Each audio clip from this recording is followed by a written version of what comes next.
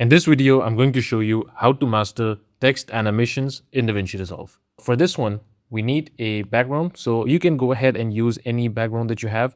And of course, the timeline that I'm using is just in the vertical resolution. Now you can go ahead and use any backgrounds or any textures, or if you want to use the same textures and the same background that I'm using in this video, you can go ahead and download these from the link in the description. Let's go ahead and drag in the background. So since I already have this right here, I'm just going to create a copy.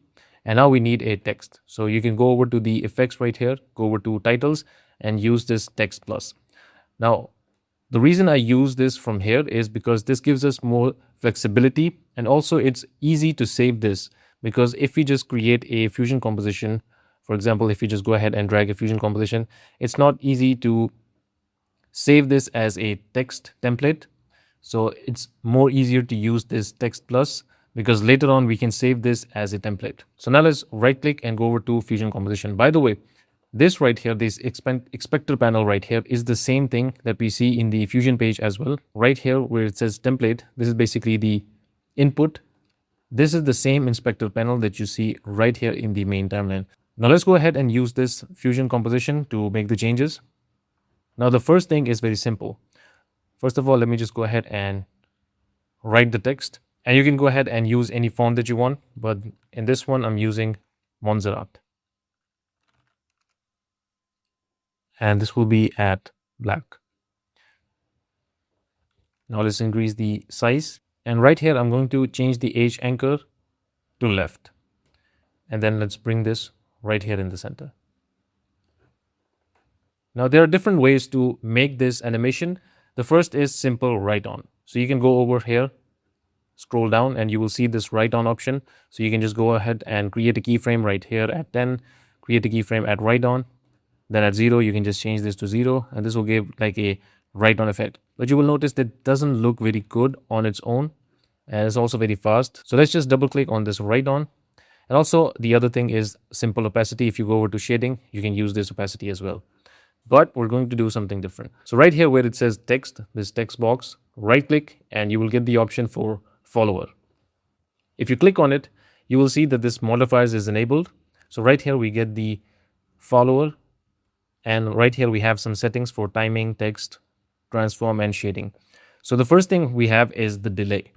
Now for the delay, I would recommend to change this to 1, and you can of course go ahead and choose any order of the animation you want this to be in, but a better way, or you can say the default way, is from left to right. So now let's go over to transform. And from here, if you choose characters, this will only affect the characters one by one. Or if you want to make the word appear one by one, you can also go ahead and change this to words. But since we're going to keep it simple, let's just stick with character. Now go over to size, and from here, let's go over at 10, create a keyframe at X and Y, then go over at 0 and change this to 0. So if you play this, this is how it will appear. And if you think that this is too slow, you can just go ahead and change this to 5. So right here at 5, we can change this to 1 and then go over at 10 and remove these keyframes. So that's it. Now the next thing is to go over to shading, and let's go ahead and create a keyframe for opacity at 10. And then at 0, let's change this to 0. So now you can see this is how the animation looks. So you can go ahead and make some adjustments as well, but I'm going to do that later on. Right now, I'm going to show you how to make this text look more appealing. And for that, we're going to be using some textures. So right here, I have this first texture. So let me just drag this in, connect this with the template. And then while you have this merge selected, click on apply mode and change this to screen, and then change the operator to in. And then let's go ahead and use another texture. Connect this with the merge and do the same thing we did before, screen and in. But this time I'm going to change the blend. So let's just keep this around 0.1. And by the way, you can only use one texture as well. You don't have to use multiple textures. But the thing is, in order to make it look more appealing, I'm showing you that you can go ahead and use multiple textures and you can go ahead and blend them together. So this will give a nice effect. Now let's go over to this one. Let's drag in this one and connect this right here. Do the same thing we did before. All right. And also let's reduce the blend. So this looks good. But now you will notice that sometimes you want rough edges. So when you're using textures, it's good to have rough edges.